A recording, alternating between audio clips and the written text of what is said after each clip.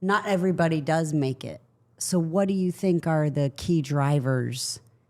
We're very lucky. Luck, right? Of course. I know for me, it's kind of different because I gave it up for 7 years because in between and all of the different jobs that you tried. Yes. Right, including flight attendant, which I think must be a very challenging job. Yes. Yeah, God, I think it would be And bartender. And and everything. Yeah. And but in a weird way. So in a weird way, I just feel like some sort of magical destiny, you know? Yeah. Well, or is it that? So it's both, I think, you know? I think you have to, there's some sort of magic behind it all. You know, I can't take credit for anything. I suppose you can control what you control. And I think when I was younger, I probably would have been like, it's all me and my hard work, you know? But I think that, you can't give yourself that much credit, you know.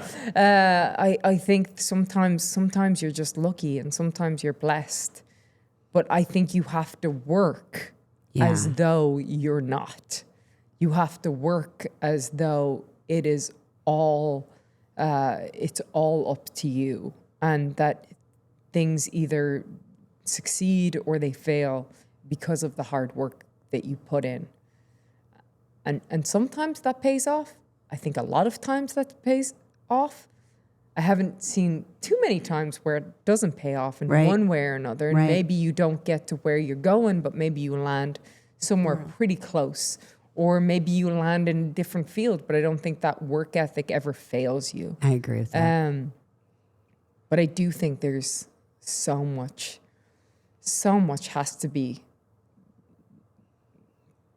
perfect in the universe, and it just feels like magic. The fact that I ended up where I ended up at the time I ended up there, having given up at 19 because I didn't think that what I wanted would be achievable, and then I land in NXT at this time when Paul had taken over, and I remember seeing you. And nobody was like, "This girl's going to be a star." Nobody. I was like, "What is steampunk?" Yeah. Yeah, there you go. At least that was something. At least that's what you remember me from, because there was some rough times before that. And what I remember is how good I thought you were. Oh, wow. Because when you first came out, I was like, I really was like, what? I really didn't know what it was. And so I was kind of a little more confused as to the gimmick. But then I was watching you and I was really impressed. Oh, thanks. And I was like, oh, wow, I see why people are getting with her. She's really good. Oh. And you've only continued to get better and better and better and better. And you clearly are one of the GOATs. Thanks.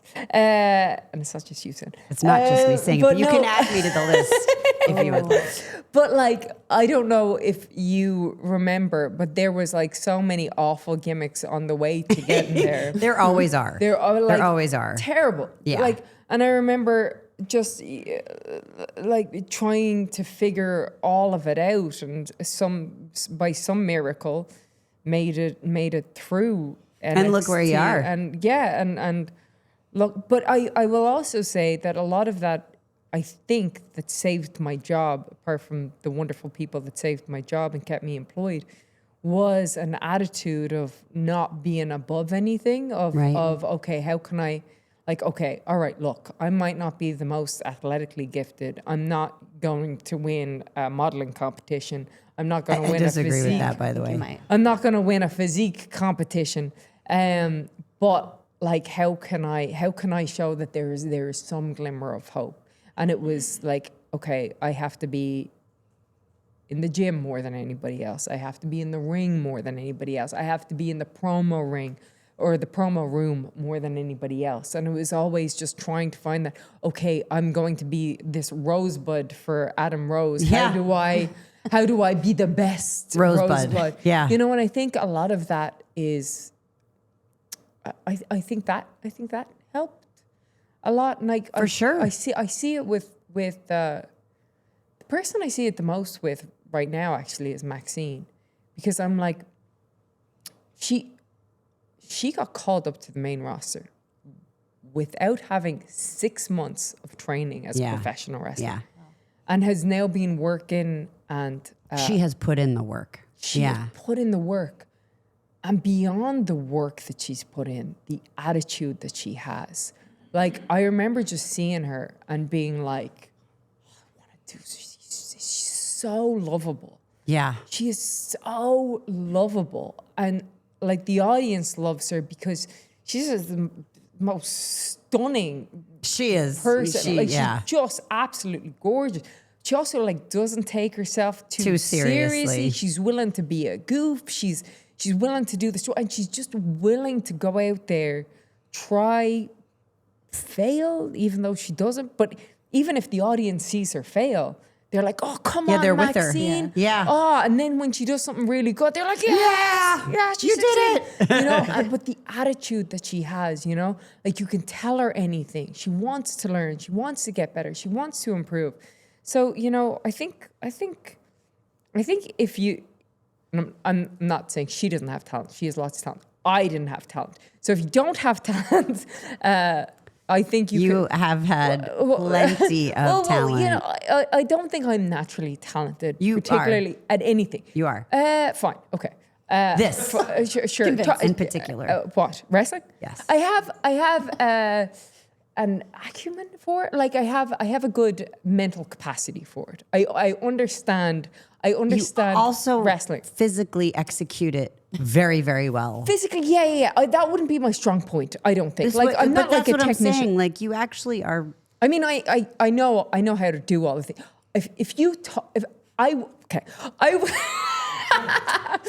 I have a good mind for it, right?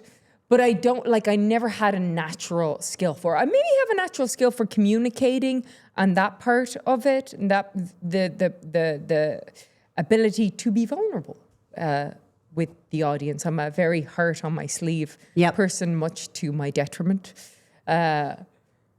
Much to my detriment. But I think that can also help with the audience and getting to know you and all those kind of things and that communication. But as far as the in-ring stuff, never really had that much of a talent for it. But what I lacked Rolling in, my I eyes. worked for it. Shaking my head. But you worked. But I Yeah. worked. And But I even worked. if whether or not you had this natural ability or not, you worked to improve. I worked to improve. And you worked your butt off. And had an attitude of like, oh no, tell me what Right. I'm doing Teach wrong. me. You're Teach very me. coachable. How can I get better? Right. How can I learn? I want to know all my mistakes, and I still want to know all my mistakes because I still want to improve. How do I tell the best stories? How do I get the best matches? How do I reach the next level, or how do I help other people reach the next level? And I think kind of having that attitude really helps, because I think sometimes people want the natural talent. I think that can be a bit of a curse sometimes, you know? Sure. Because I think if you're, If you don't have to work as hard for it, Yeah. do you appreciate it? yeah. Yeah. And then if you have a thing that people are like, oh, you're so great, you're so great, you're so great, you get in your head, oh, I'm You're so right. great. And then that can mess you up. And then that can mess you up. Whereas if you're like, oh, I'm a talentless schlub, then anything. I mean, when I think of you, that's what I think of. Then Talentless schlub. anything that happens from there is a bonus, you know. And then you're like, oh, this is great. Look at this talentless I mean, that's schlub. one I made perspective it. I haven't considered. Mindset, I guess, right? You know, Nowhere to go but up. nowhere to go Right? but up. Yeah, now I Yeah. understand, feeling like you're already at rock bottom. Yes. So Yes. don't push me down anymore. No, you do it to yourself. I do. But I think it is consistent among the people that we've interviewed, is that work ethic and that drive. But you're adding another piece to it, which is the attitude. Yeah. And that's really important too. And it's humility. It's, never being too big for the job. Like you said, no matter what the job is, you're doing everything you possibly can to study, to get better, to learn, to grow in every different facet. Yeah. And there's so many different facets in our business. Oh, so many. I mean, it's It's never ending. yeah. It's never It's like any, a treasure trove. and it's constantly evolving. Yes, too. that also, and You know? as is the audience. Yes. You know, as is the mechanism for delivering the content, like as is technology, right? Like everything continues to evolve, but who the audience is and what they like continues to evolve as well. Trying to get hip with the kids. But thank goodness we have kids because, like, I would never know what anything means. Yeah, I mean, mine's 5, so I don't know. No, it happens. Like, you'll see. I mean, I'm down with K-pop Demon Hunters. Yeah, though. I got that down. same. Yeah.